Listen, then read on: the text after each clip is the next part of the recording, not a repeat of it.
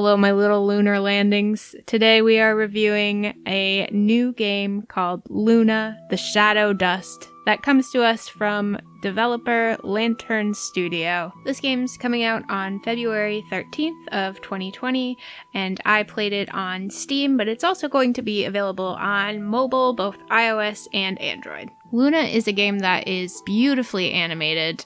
It is a point-and-click puzzle game where you find yourself scaling a tower room by room with the help of your companion, which I definitely referred to as a cat throughout the game, though I don't believe it's actually a cat, some sort of alien. Each room that you encounter throughout this tower has a different type of puzzle. Some of them are based around the shadows in the room, others are based around light elements, some are based on using your companion to get to parts of the room that you might not be able to get to on your own.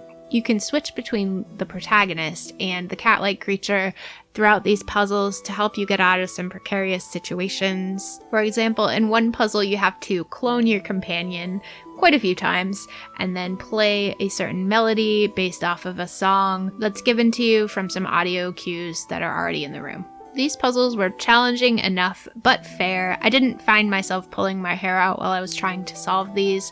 Nothing is highlighted in these rooms, which means that you have to basically either walk around the room yourself until you find something that you can interact with, or hover your mouse over items until the indicator changes to more of a hand symbol versus the arrow.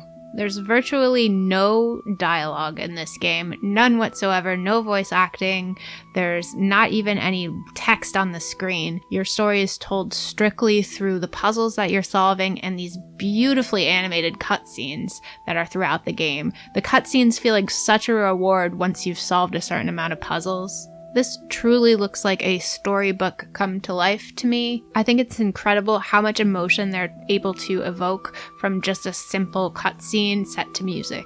And speaking of the soundtrack, this soundtrack is gorgeous, beautifully orchestrated, implemented well into the puzzles at times. It really tugs at your heartstrings with some beautiful piano, some violin. It's gorgeous, it's original. It's also going to be available as some additional bonus DLC with the deluxe version of the game. It's also going to include an art book.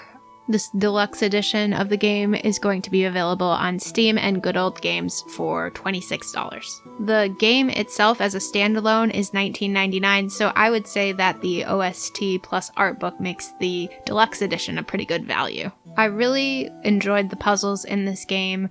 As I mentioned before, I found them just challenging enough where I felt accomplished afterwards without the frustration factor.